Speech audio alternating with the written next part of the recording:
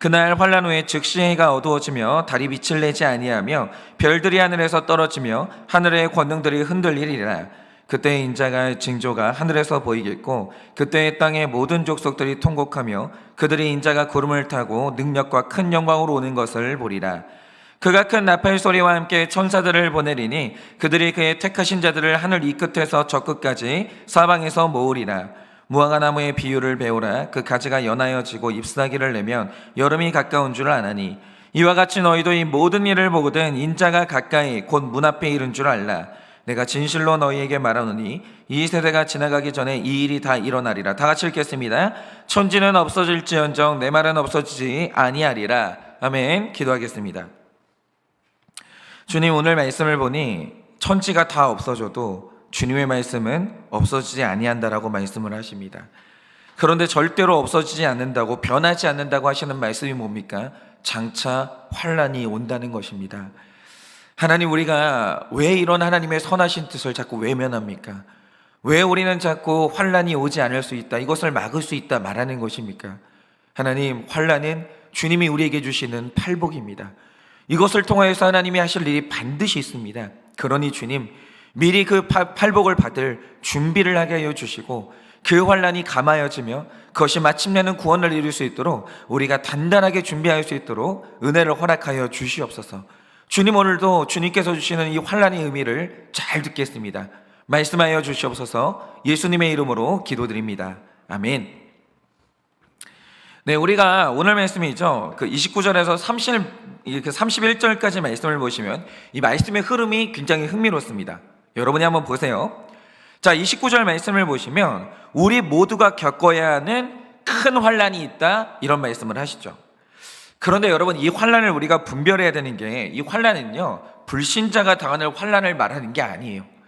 하나님께서 택자들에게 주시는, 그러니까 오늘 말씀에 나와 있잖아요. 하나님이 이 환란을 통해서 택자들을 모으시기 때문에 이 환란은 택자들을 위한 게 환란이에요. 그런데 31절을 보시면 큰 환란 뒤에 나팔 소리가 나게 되는데, 그러면 택자들이 이 나팔 소리를 듣고 하늘 이 끝에서 저 끝까지 사방에서 주님께 모이는 일이 일어납니다. 그러니까 보세요. 택자가 환란을 당해요. 고난당해요. 그런데 결론이 중요한 거예요. 택자가 당하는 이 환란의 이 결론이 뭐냐? 그게 바로 영혼 구원이에요. 그러니까 이 환란은 있어야 되는 거예요. 다른 곳을 통해서 영혼 구원이 일어나는 게 아니고요, 환란을 통해서 영혼 구원이 일어난다고요. 그런데 내 영혼 구원이 일어나는 이 환란이 어떻게 없을 수가 있겠어요? 당연히 있어야 되는 거죠.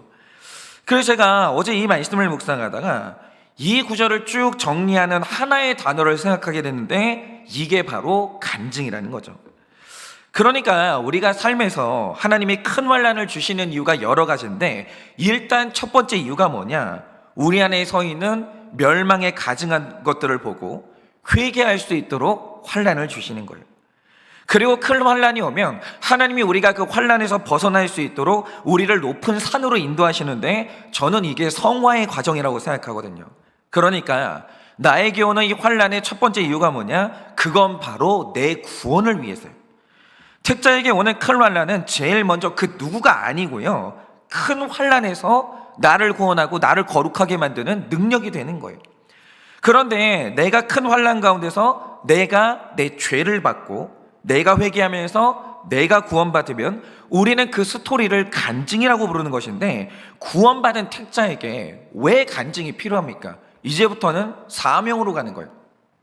그러니까 우리의 큰 환란은 이제 간증을 만들어내게 되는데, 이 간증이 생기는 순간부터 구원받은 인생은 사명으로 나아가는 인생이 되는 것이죠. 여러분이 한번 생각을 해보세요. 이거는 전도를 해보신 분들은 다 아시는 이야기인데, 여러분이 전도를 하실 때 뭐 구구절절 옳은 이야기를 하고 성경을 들이대면서 지옥이 있대, 천국이 있대, 여러분 이런 식으로 한다라고 하죠. 그러면 뭐 그렇게 해서 예수님 믿는 사람도 있을 거는 같아요. 있겠지만 대부분의 사람들은요, 내가 아무리 크게 정답을 떠들어도 지루하기만 하지 잘 안 들려요. 그렇게 해서 들리는 게 아니라는 거예요. 예를 들어서 요즘도 그런 일이 있는지는 모르겠는데, 제가 이제 중학교를 다닐 때만 해도 지하철을 타면 가슴에다 이제 팻말을 붙인 분들이 있었어요. 그 팻말 구절이 뭐겠습니까? 예수천당 불신 지옥이에요. 그러니까 이 팻말을 목에 걸고 빨간 확성기를 입에 댄 다음에 큰 소리로 설교하시는 분들이 굉장히 많았거든요. 그런데 제가 분명히 말씀드리지만 저는 그 방식에는 동의하지 못하지만 그분들이 왜 그렇게 하시는지, 그 마음의 안타까움이 뭔지 저는 그건 너무 이해를 합니다. 귀하게 생각해요. 그리고 만약에 그런 열정을 가진 분들에게 어떤 사람들이 다른 전도의 방법을 알려줬다, 그분들은 그렇게 전도를 하실 분들이에요. 일단 그분들의 마음 자체는 너무 귀하게 생각을 합니다. 그런데 제가 그런 방식으로 전도하는 그 현장에 있어 봤는데 거기에서 목격한 게 뭐냐, 그분들이 내가 한마디라도 들리게 해보겠다고 확성기를 가장 크게 튼 다음에 고래고래 소리를 지르면서 설교를 하세요. 그러다 지옥을 간다, 천국 가는 방식이 뭐다, 설교를 한다고 하죠. 그런데 사운드라는 게 이상한 거예요. 소리를 지르는데 그게 들리는 사람이 없는 거예요. 어떤 사람은 그게 얼마나 소음으로 들리는지 그냥 옆칸으로 그냥 가버리고, 어떤 사람은 이어폰을 딱 낀 다음에 아무 일이 없는 것처럼 자기 음악을 듣고 있고, 어떤 사람들은, 대부분의 사람들은 아예 신경 자체를 안 써요. 조금 버티면 지나가겠지, 신경을 안 써요. 그런데 여러분이 사도행전을 생각해 보시라 이거죠. 여러분, 이 사도행전을 쓴 사람이 누가라는 사람인데, 사도행전이라는 편지를 받았던 사람이 누굽니까? 당시의 고위 관료라고 추정되는 데오빌로라는 사람이에요. 그러니까 이 사람이 이제 하나님의 친구, 예수님의 친구 뭐 이런 뜻이거든요. 그런데 이 사람이 고위 관료인데 이 편지를 받고 전도가 된 거예요. 사도행전이라는 편지를 받고 말씀이 들렸다라는 거죠. 그러면 이게 이유가 가능했던 이유가 뭐냐라는 거예요. 여러분, 사도행전 9장을 보면 사도 바울이 회심했던 과정을 간증 형식으로 기록한 내용들이 있거든요. 그런데 그 내용을 보면요, 오늘 말씀의 내용하고 너무 똑같은 거예요. 예를 들어서 다 아시듯이 사도 바울은 예수님을 죽였던 바리새인들처럼 사도 바울 자신이 히브리인 중에 히브리인이요, 그가 율법으로 무장한 사람이에요. 그래서 그 사람이 청년 시절에 얼마나 살기가 등등했는지 지역마다 돌아다니면서 예수 믿는 사람이 있으면 결박해가지고 예루살렘으로 끌고 오는 거예요. 이 사람이요, 사도 바울이, 여러분 고린도전서 13장 그 사랑장 있죠, 이걸 쓴 사도 바울이 아니에요. 예전 사도 바울이. 이 사람 완전 독사예요. 한번 물면 안 놓치는 사람이에요. 얼마나 과격한지. 이 사람이 만약에 오늘날 살았으면 이 사람 아마 폭탄 테러 했을지도 몰라요. 굉장히 과격한 IS 같은 사람이었다는 거죠. 그래서 그가 어느 날 이 그리스도인들을 잡으려고 다메섹으로 가고 있었는데, 그가 그 인생의 길에서 인생 최대의 환난을 만나게 됩니다. 그 환난이 뭡니까? 내가 핍박했던 예수를 하나님으로 만나게 돼요. 이게 얼마나 충격이냐 이거예요. 내가 예수 믿는 사람 지금까지 잡아 죽인 게 몇 명인데, 근데 그 예수가 하나님이었던 거예요. 이거보다 더 큰 환난이 있습니까? 그런데 그 환난을 만나는 즉시 그에게 일어난 일이 뭡니까? 사도행전 9장 8절은 이렇게 기록하고 있습니다.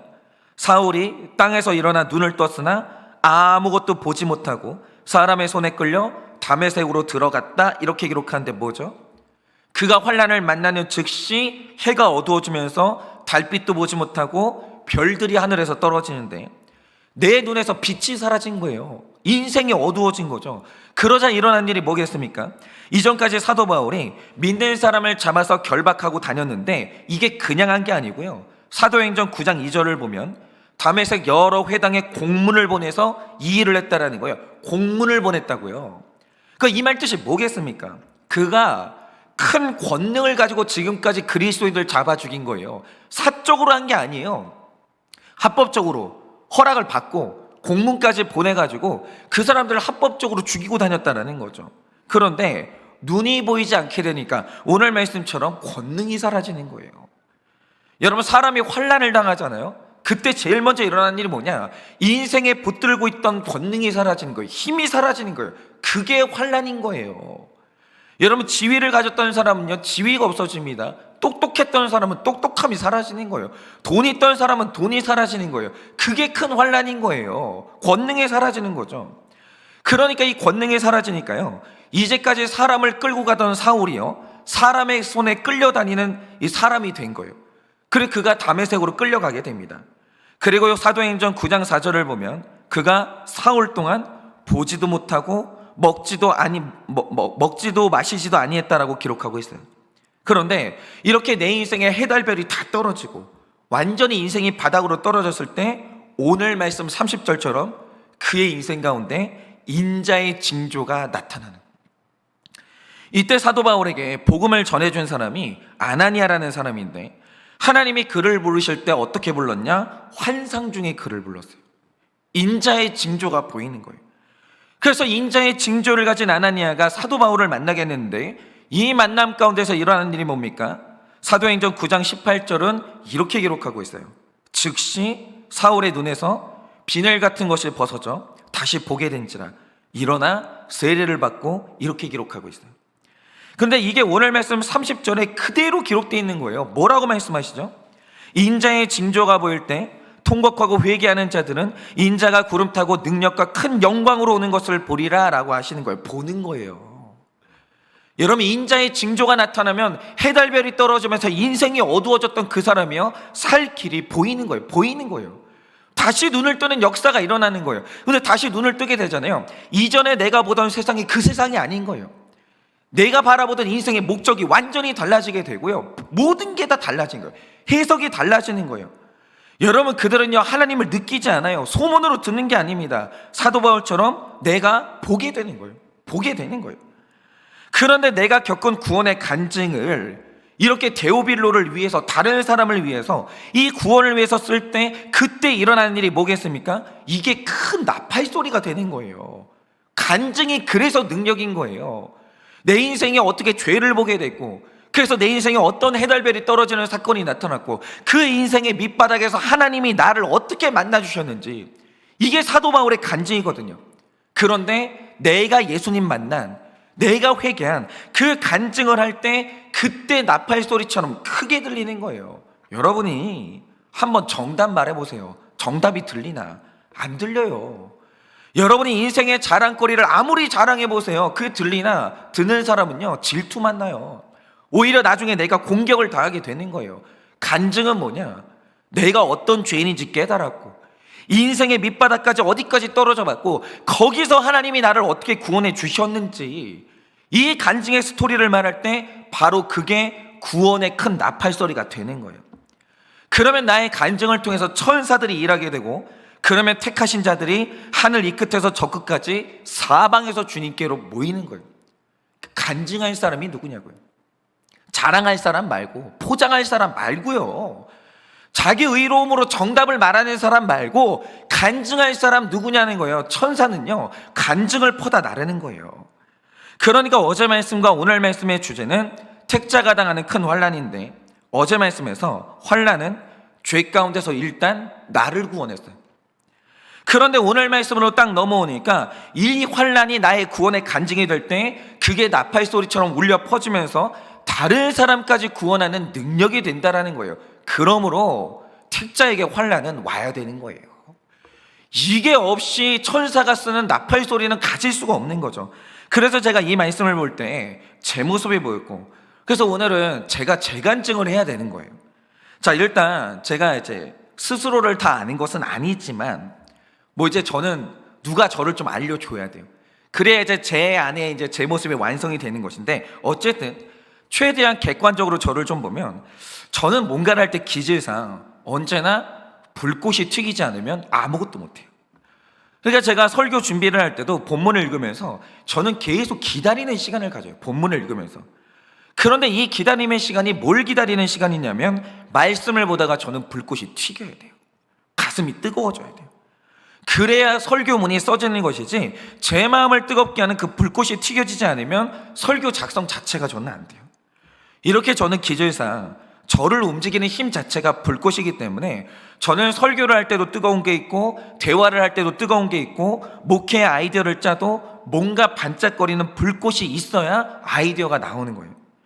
이렇게 저라는 사람은 늘 뜨거운 사람이고요, 반짝거리는 이 불꽃을 이제 쫓아다니는 사람이에요. 뭔가 저는 반짝거리는 게 있어야 돼요. 설교를 할 때도 반짝거리는 인사이트가 있어야 되고, 뭐가 반짝거리는 게 있어야 돼요. 비전도 반짝거려야 돼요. 그래야 그 별빛을 보고 저는 쫓아가거든요. 그러니까 제가 이전까지는 사역을 할 때 제 자신이 너무 뜨겁고 내 안에 반짝거리는 게 많고 내가 반짝거리는 것들을 쫓아다니니까 말은 하나님의 은혜로 사역을 한다고 하는데 사실은 이게 저 불꽃 때문에 사역을 하는 건지 하나님의 은혜로 사역하는 건지 사실 제가 잘 몰랐어요. 그런데 사실상 저는 저의 재능과 힘, 내 안에 있는 불꽃의 힘으로 사역한다라고 저는 사실은 그렇게 생각하고 있었던 거죠. 그러니까 제가 얼마나 교만함에 휘둘리고 살았고 반짝거리는 게 없는 사람은 제가 차별을 했어요. 얼마나 차별을 하고 살았는지 몰라요. 그러다가 어느 날 저에게 인생 최대의 환난이 왔어요. 그런데 여러분에게 가장 힘들었던 인생 최고의 환난은 뭘까요? 근데 이게 사람마다 다른 영역들이 있어요. 어떤 사람은 돈 문제가 환난이고, 어떤 사람은 인간관계의 문제가 최고의 환난이고, 어떤 사람은 건강이고, 어떤 사람은 직장의 문제가 최고의 환난이에요. 이렇게 환난이 다른 영역들이 있지만 만약 모두가 보편적으로 느끼는 똑같은 환난이 뭐가 있을까 이걸 생각해 보면 뭐든지 처음 하는 그 순간, 엄마가 처음 되어보고 아빠가 처음 되어보고 직장에 처음 들어가고 학교에 처음 들어가고 이렇게 뭐든지 처음 하는 그 순간 그게 바로 인생의 환난이 아닐까 싶어요. 예를 들어서 가만히 엄마들을 보면요, 당연히 육체로는 둘, 셋, 넷 낳는 엄마들은 비교가 안 되죠. 이게 엄청 대단한 분들이죠. 초인들이에요. 정말 힘들죠. 육체로는 그게 힘들어요. 그런데 신기한 게 뭐냐, 마음의 여유로만 따지면 다둥이 엄마들보다 아이를 처음 낳는 새댁들 하나밖에 없는데 그들의 마음이 훨씬 힘들어요. 왜입니까? 일단 아이들을 막 셋 이상 길러본 엄마들은요, 애가 어떤 과정을 통해서 자라는지 이미 겪어봤어요. 그러니까 애가 울잖아요. 뭐 때문에 우는지 이제 알아요. 엄마들은 고수예요. 그리고 애가 아프다, 뭐 마음이 아프죠. 그러나 성장통이야. 애 키우면서 이거를 어떻게 피해가나 이거를 다 알아요. 그러니까 여유가 있어요. 여유가. 하여간 뭐 고수의 품격이 느껴지죠. 그런데 첫 아이를 낳은 새댁들은요, 모든 게 처음이에요. 모든 순간이. 그러니까 이게 얼마나 고난으로 느껴지는지, 애를 안을 때도 어디 부러질까봐 떨어뜨릴까봐 안절부절을 못하고 애가 울면 도대체 왜 우는지 알 수가 없는 거예요. 잠이 오니 배가 고프니 간지러우니 알 수가 없는 거죠. 막 애가 타고. 그리고 아이가 아프다, 이게 너무 고통이 크게 느껴지니까 일단 응급실부터 가는 거예요. 막 안절부절을 못하는 거죠. 우리 애 죽는다 이러면서 난리가 나는 거예요. 그리고 이제 학창시절을 보낼 때도 진짜 웃겨요. 제가 이제 저희 아이가 올해 이제 초등학교를 갔으니까 학교를 가봤거든요. 벌써 학교 1년 다니고 2, 3학년들은요 여유가 있어요. 애들이 고참이에요. 벌써 눈빛이 교만함이 가득해가지고 다 막 여유가 넘쳐요. 그런데 1학년들은 1학년이게 딱 알겠어요. 운동장을 가도 어떻게 놀아야 되는지 몰라요. 가운데서 놀아야 되는지 가장자리에서 놀아야 되는지 뭐 너무 긴장들을 하는 거예요. 그러니까 뭐든지 하는 첫 순간, 뭐든지 두렵고 모든 게 신기하기 때문에 그 처음 순간은 다 고난이죠. 그러니까 뭐든지 처음 하는 그 1학년의 그 시절, 이게 이제 공통적으로 느끼는 이제 환난의 때일 것 같은데, 그래서 앞으로 제 인생에도 많은 고난이 있겠지만 지금까지 겪었던 일 중에서 제일 큰 환난이 뭐였냐, 하늘교회에 와서 담임 목사가 됐던 그 1년 있죠. 첫 한 해. 진짜 죽을 것 같더라고요. 죽을 것 같았어요. 물론 저는 담임 목사의 아들로도 살았고 이 날이 올 줄 알고 있었기 때문에 미리 많은 준비를 했어요. 많은 준비를. 그런데 아무리 아버지라도 제가 그때 안 사실이 있어요. 남이에요, 남. 완벽하게 내가 될 수 없더라고요. 그러니까 내가 아버지의 인생을 구경하면서 마음으로 준비하는 것과 내가 직접 그 삶으로 들어가 보는 건 아예 하늘하고 땅 차이더라고요. 아예 달라요. 아예. 그 예를 들어서 우리가 이제 한약 먹는 장면을 눈으로 계속 본다고 하죠. 넘기고 쓰고 막 이걸 눈으로 봐요. 근데 그러니까 한약을 먹는 걸 눈으로 보는 거하고 내가 직접 마신 거하고 같냐고요. 완전히 다르죠. 이게 담임 목회를 내가 해보니까 완전히 다른 거예요. 그런데 그 중에서도 정말 힘들었던 게 뭐냐면 두 가지가 힘들었는데, 저는 부교육자 시절에도 열심히 살았어요. 그래서 저는 부교육자 싫어해도 내가 맡은 일을 가볍게 생각해 본 적이 단 한 번도 없었어요. 단 한 번도. 제가 이전 교회 있을 때 설교를 한 달에 한 번 했거든요. 목숨 걸었어요. 설교 한 편 위해서 한 달 준비했어요. 한 달 미리 보고. 얼마나 열심히 준비했는지를 몰라요. 늘 최선을 다했고 책임지려고 애를 썼거든요. 그런데 부교육자가 아무리 대단한 일을 해도 최종 책임은 내가 지는 게 아니에요. 그래서 최종 책임을 진다는 게 뭔지를 몰랐어요. 뭔지를. 그래서 내가 한번 설교를 죽쓰고 내가 한번 잘못된 결정을 내린다 하더라도 교회에 아무 일도 없어요. 아무 일도 안 일어나요. 그냥 담임 목사님만 잘하고 있으면 부교육자가 실수한다 뭐 교회 민폐가 되죠. 다 메꿔줘요. 제가 이제 일을 못한다 자르면 될 거 아니에요. 다른 사람 오면 말끔하게 해결돼요. 그래서 사실은 그런 무게를 느낀 적이 없었는데 담임 목사가 됐죠. 근데 이게 제가 한번 말실수를 하잖아요. 성도가 나가요. 말실수의 파장이 이게 아예 다른 거예요. 제가 한번 주일 설교를 죽순다? 우리 성도님들은 그 한 주가 힘들어요. 한 주가. 그래 만약에 이게 계속되면서 해결이 안 된다, 그럼 그날부터 성도님들이 다른 교회 목사님 설교를 들으면서 이 마음의 갈급함을 해결해야 되는데 제가 이전까지 그 무게를 경험해 본 적이 없거든요. 그런데 담임 목사가 되면서 그러니까 이거는 한 번도 경험을 안 해본 무게를 느끼게 되니까 도대체 이 무게감을 어떻게 처리해야 되는지 알 수가 없겠는 거예요. 그러니까 이게 주님을 믿고 마음 편하게 사는 게 맞는 건지, 그러니까 매일 불편한 게 맞는 건지, 누군가는 책임감을 가지라고 하고 누군가는 내려놓으라고 하는데 도대체 이 두 가지 조언이 어떻게 만날 수 있는 거지? 이게 처리가 안 되는 거예요. 너무 힘든 거예요. 그러니까 모든 게 혼란스러운 거죠. 나는 힘든데 처리하는 방법을 모르겠고 혼란스럽고 답을 주는 사람도 없고 아무하고도 이 짐을 나누어 질 수 없는데 나는 이걸 어떻게 지고 가야 되는 건지 모르겠는 거예요. 너무 힘든 거죠. 그러니까 작은 조직이라도 내가 그 조직의 최종적인 책임자가 된다는 건, 이 무게감, 이게 저를 너무 힘들게 했어요. 그러니까 잘 때도 눌리니까 자다가 막 끙끙대고 막 너무 힘들어가지고 막 뭐 잠꼬대하다가 깨어나고 이런 날들이 너무 많았어요. 그리고 두 번째는 뭐 마이크 타이슨이 그랬다면서요. 누구든지 두드려 맞기 전에는 뭐 그럴듯한 계획을 가지고 있다 뭐 이렇게 말했는데, 저도 한일교회 오기 전에는 그럴듯한 계획이 있었어요. 제가 한일교회 올 때요 무려 5년짜리 계획을 가지고 왔어요. 5년짜리 계획을. 첫 해는 뭐 한다, 둘째 해는 뭐 한다. 그럴듯한 계획을 다 가지고 있었다고요. 내 계획대로 다 되는 줄 알았어요. 그런데 막상 현장에 와가지고 목회를 하는데 첫 한 달부터 계획이 다 무너지는 거예요. 내 마음대로 되는 게 하나도 없었어요. 하나도 없었어요. 모든 계획이 틀어지기 시작하는데, 여러분 그렇게 두드러 맞기 시작하니까, 링 위에 올라가지고 두드러 맞기 시작하니까 내가 가지고 있던 그럴듯한 계획들이 전부 휴지 조각이 되는 거예요. 근데 여러분은 그 계획을 아시겠습니까? 그 느낌을 아시겠어요? 계획이 있었어요. 그 계획이 나한테 자신감을 줬어요. 비전을 줬어요. 근데 어느 날 그 계획서가 쫙쫙 찢겨져 나가는 거예요. 아무 소용이 없게 됐어요. 그 다음에 어디로 가야 되는지 모르겠는 거예요. 뭘 해야 되는지도 모르겠고. 나는 그 계획만 믿고 있었는데 그 계획이 무너지니까 안 보이는 거야, 앞이.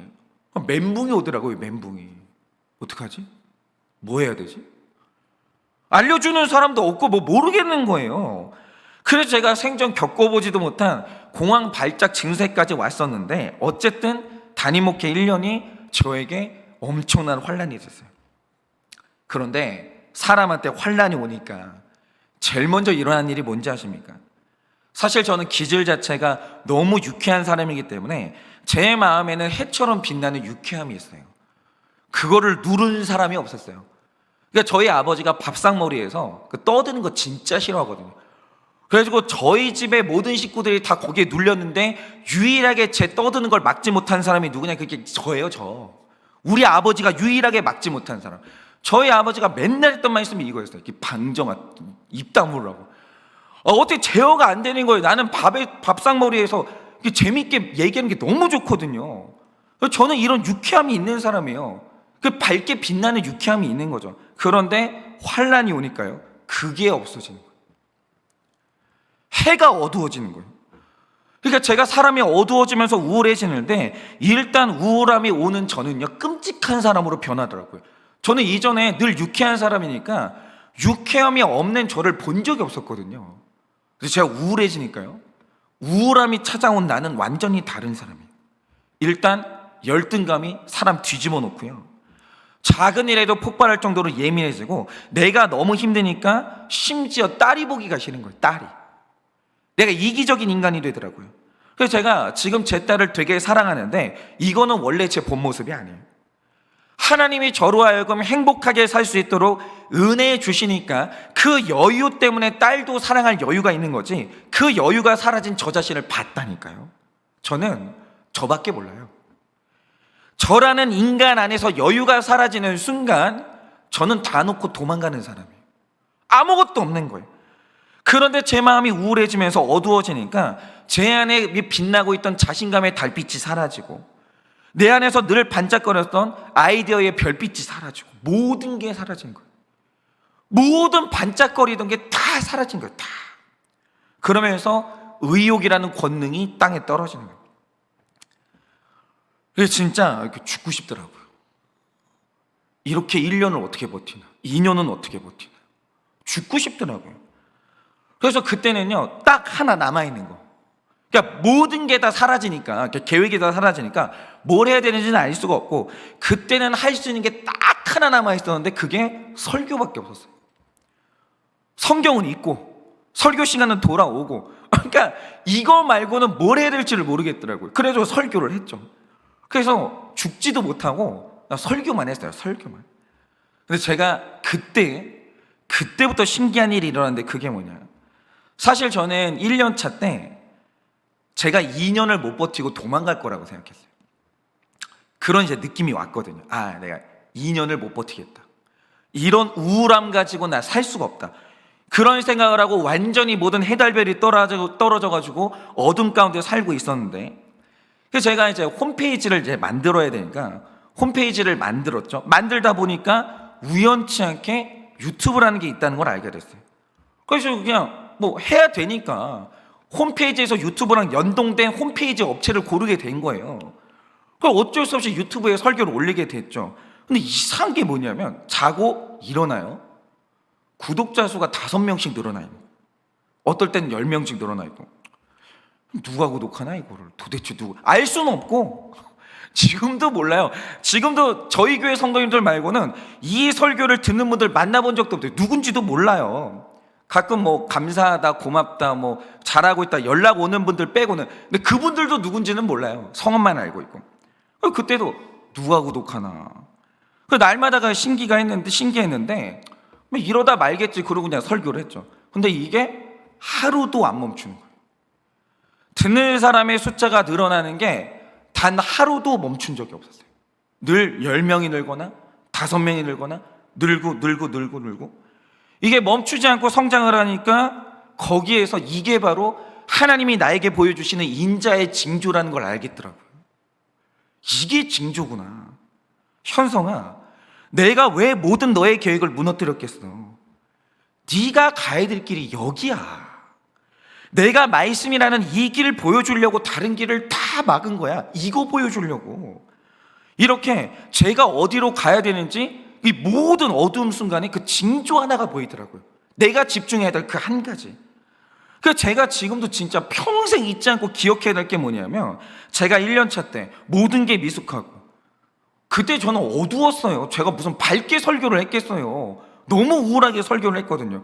우울한 설교에다가 음질도 형편없는 설교를 올릴 때 그 설교를 참고 들어주시면서 인자의 징조를 보이셨던 우리 교회 모든 성도님들하고 알지 못하는 그분들한테 너무 감사드리는 거예요. 너무 감사해요. 그러니까 그분들이 저를 살린 거예요. 안 그랬으면 저는 죽었을 거예요. 그분들이 인자의 징조를 보여주시고 저를 여기까지 끌고 오신 거예요. 그래서 제가 날마다 큐티하는 이 설교에 제 인생을 걸고 열심히 목회를 했죠. 여기밖에 없으니까, 하나님이 징조를 보여주시니까 이것만 열심히 한 거죠. 이게 소망이다라고 생각을 하고. 근데 너무 감사한 게 뭐냐, 저는 이게 하나님이 열어주신 유일한 길이라서 어쩔 수 없이 말씀에 매달렸는데 말씀을 보다가 내가 살게 된 거예요. 그게 신기한 거죠. 누가 구원받은 게 아니에요. 아니, 해야 되니까 이게 살 길이니까 진짜 열심히 말씀을 받거든요. 그러다가 내가 내 죄를 봤어요. 어느 날 은혜를 받는 거예요. 하나님이 저한테 말씀을 하시는 거예요. 그러다가 혼자 말씀 준비하다가 말씀 준비하는 자리에서 갑자기 막 통곡하기도 하고, 그러다가 구름 타고 큰 영광과 큰 능력으로 오신 우리 주님을 말씀의 자리에서 제가 먼저 만난 거예요. 그러니까 이 모든 길은 뭐냐, 이 환난의 길은 뭐냐, 내가 회개하고 내가 주님 만나는 그 길이었던 거예요. 그러니까 이게 주님이 보여주신 그 징조가 교회 성장의 길이 아니었어요. 내가 회개하는 그 길이었어요. 내가 사는 그 길. 그러니까 제가 날마다 설교를 하면서 내가 주님을 만났으니까 기회가 될 때마다 내가 이제 보게 된 내 죄를 고백하고 혼자 경험한 은혜들을 간증했는데 그게 나팔 소리가 되더라고요. 그래서 그의 택하신 자들이 하늘 이 끝에서 저 끝에서 사방에서 이제 저를 이제 만나게 된 거예요. 근데 저는 이게 문자적으로 이루어진 거예요. 왜 그러냐면 저희 교회는 사실 이렇게 어떤 분들이 저희 교회 등록을 하실 때 아침 예배에 말씀 듣고 오시는 분들이 대부분이에요. 근데 지역이 이 끝에서 저 끝이에요. 어떤 분들은 우리 교회에서 저 끝에 있는 강동에서 오시고, 어떤 분은 마포나 신림동에서 오시고, 이제 그쪽에서 오실 때 목장 예배하러 이제 금요일 날 오시는 분들은요 2시간씩 걸려서 와요. 2시간씩. 그 대전 가는 거리잖아요. 2시간씩 걸려서 와요. 그리고 다른 쪽으로는 파주하고 일산에서도 오시고 그 마석 수동에서 오시는데, 뭐 이렇게 되니까 교회 오는 시간이 30분 이내인 분들은 다 가까운 분들이에요. 아무도 멀다라고 말을 안 해요. 아무도 멀다고 말을 안 해요. 30분 걸려요. 그러면 아유 가깝네, 좋으시겠어요, 다 이래요. 물론 가까운 데 오시는 분들도 하나님이 불러주신 귀한 택자들이죠. 그런데 이렇게 멀리서 오시는 분들이 그냥 오셨겠냐고요. 그분들도 환난이 있어서 오시는 거예요. 그러니까 이 말씀이 나팔 소리처럼 크게 들리고 그러다가 오시게 되는 건데, 저는 지금도요 환난이 있어가지고 저를 찾아오셨던 그분들을 처음 만났던 그날을 다 기억해요. 다. 어떤 시간에 어떤 얼굴로 왔는지, 그분들이 어떤 해결 안 되는 고통으로 저에게 말씀을 하셨는지 저는 그거 다 기억하고요. 그분들이 살아났던 과정들 다 기억해요. 왜냐? 함께 했거든요. 살아나는 그 시간들 동안 같이 고민하고 같이 처방받고 같이 했거든요.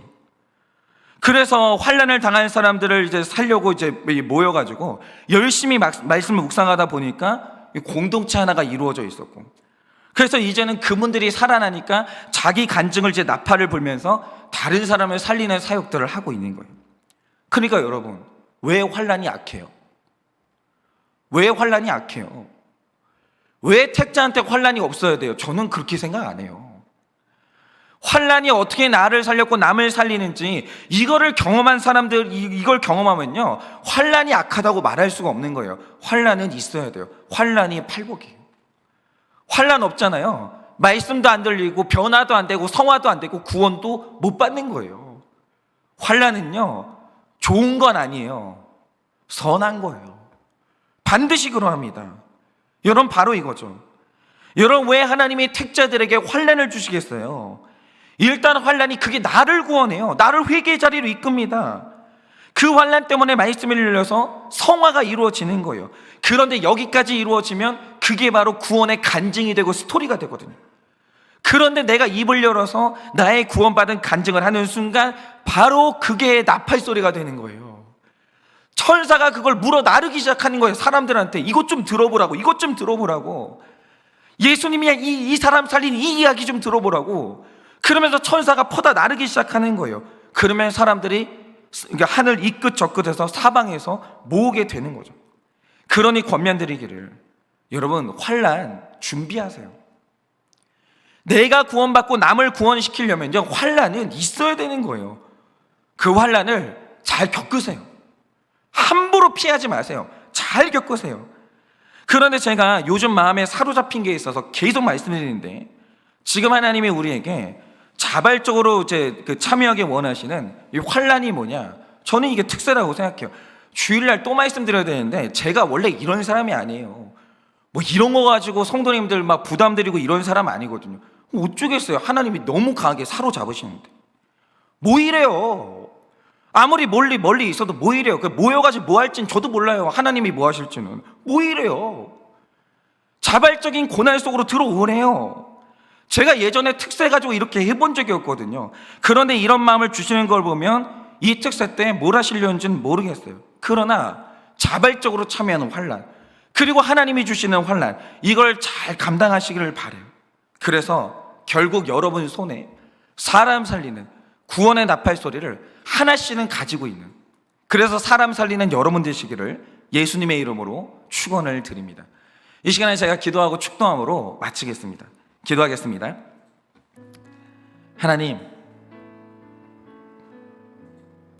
저는 목사로 불리다가 지옥에 갔어도 할 말이 없네요. 늘 빛나는 야망과 빛나는 해를 나의 하나님으로 삼으면서 그렇게 살아갔던 죄인임을 주님 앞에 고백합니다. 그러나 주님께서 내가 그렇게 사랑했던 해와 달과 별들을 다 땅에 떨어뜨리시고 아무것도 보이지 않는 인생으로 만드신 다음 하나님이 열어주시는 천국의 빛으로 저를 인도하여 주셔서 제가 오늘 여기까지 왔습니다. 그리고 주님이 그것을 간증하라 하셔서 열심히 간증했더니 천사들이 그것을 큰 나팔 소리처럼 이곳저곳에 전파하여서 그렇게 오늘 저는 사랑하는 우리 성도님들을 만나고 오늘 이렇게 아름다운 공동체를 이루게 됐습니다. 주님, 왜 환난이 악한 것입니까? 하나님, 오늘 나는 주님 앞에 고백합니다. 주님이 주시는 모든 것은 다 좋은 것입니다. 주님이 나에게 환난이라는 큰 선물을 하지 않았으면 저는 오늘 죽었을 것입니다. 그리고 정말 오늘 이 환난을 당하고 있는 우리 모든 성도님들에게 이 환난이 같은 역할을 하게 될 것입니다. 그러니 주님, 이 환난을 잘 당하게 하시고 그 가운데 간증의 스토리가 생겨 그것을 간증할 때 천사들이 그 간증을 사용하여 나도 살고 남도 살리는 인생이 될 수 있도록 주님의 환난 가운데서 우리를 정말 지키시고 함께하여 주시옵소서. 지금은 우리 주 예수 그리스도의 은혜와 하나님 아버지의 그 크신 사랑과 성령님의 위로하시고 교통하여 주시는 그 역사하심이 환난의 때를 간증의 때로 보내고 간증을 나팔 소리처럼 힘차게 불어 정말 천사들을 통하여 하늘 이 끝 저 끝에서 택자들을 불러 모으는 사명을 감당하기를 원하는 사랑하는 우리 모든 성도님들의 머리 위에 지금으로부터 영원 무음토록 함께 있을지어다. 아멘.